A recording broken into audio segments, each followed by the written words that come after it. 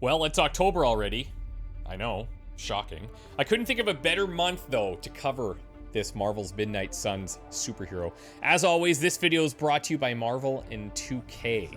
Now, going back a ways, in 1998, I personally was unknowingly introduced to the world of superhero movies with this superhero at the helm. One of the original Midnight Suns, the Daywalker himself. Marvel's Midnight Suns lead producer Garth DeAngelis' favorite on the roster. I'm very excited to present to you Mr. Eric Brooks, aka Blade. We invented stealth. As a Dhampir, half human, half vampire, Blade's playstyle is pretty much what you would expect, but not without a few twists and turns here. He definitely falls into the all I want to do is hit stuff camp, but as you'd imagine, he's applying a lot of bleed on top of that. Especially effective against high health enemies, Bleed is going to see enemies taking damage every turn. He also has a nice complement of chaining abilities that will apply bleed liberally across the enemy squad. And on top of that, once enemies are bleeding, he has a few abilities that will deal increased damage. So let's get into it. First up, we're going to take a look at Make 'em Bleed. Aptly titled, this will be your main way of getting bleed added to your other card attacks. Make 'em Bleed is going to cause you to draw blade cards and then add bleed to your next 2 blade attacks, regardless of what was drawn. Considering the importance of bleed to a Dhampir like Blade, card is absolutely essential to have in the deck. If you're lucky enough to have a big chain card in your hand after playing this, the Hydra are definitely going to fall pretty quickly. Now at level 1, you'll draw 1 blade card, and the next 2 blade attacks will apply 2 bleed.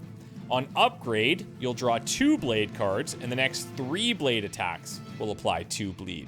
Share the love. Blade would love that. If you've seen any Blade quotes from videos about Marvel's Midnight Suns, you may notice that he's a bit more on the serious side. Mr. Brooks has a pretty thick shell, which is understandable based on his upbringing, but if you're willing to try and break through that rough exterior, you might just find a big softie inside. I barely saw them as human. But probably not.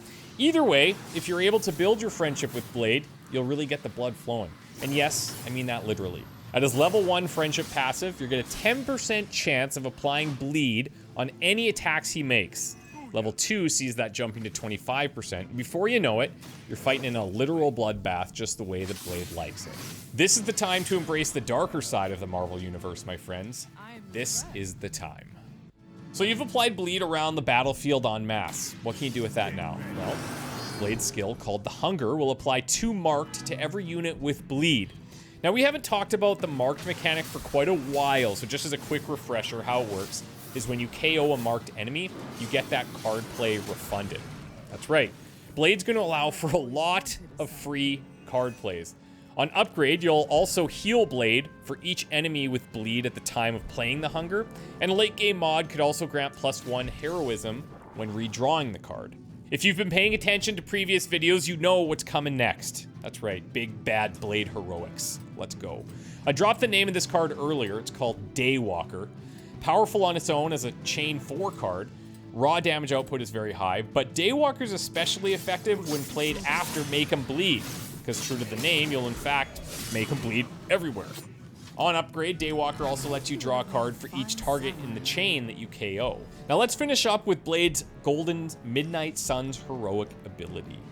I hope you invited all the Hydra you know to this party, because Blade would like to have a word with them. At a cost of 4 heroism, which isn't cheap, Blade will cast Glaive to target an AoE, applying huge damage, and applying 2 bleed to every enemy in the AoE. It's insanely powerful, so it rightfully carries the exhaust mechanic, but just in case you didn't think it was strong enough, you can upgrade it to level 2, and at that point, you'll get a 100% damage increase if the units you're targeting already have bleed. Bye-bye, bleeding baddies. Blade's blade isn't just bark. Wrote that myself.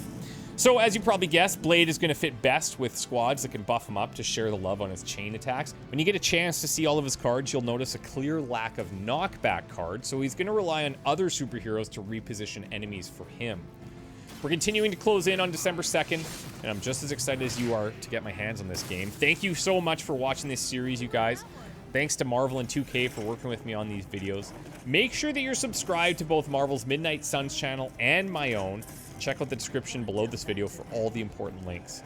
We're going to see you very soon, so hit that bell icon to be notified of the next video.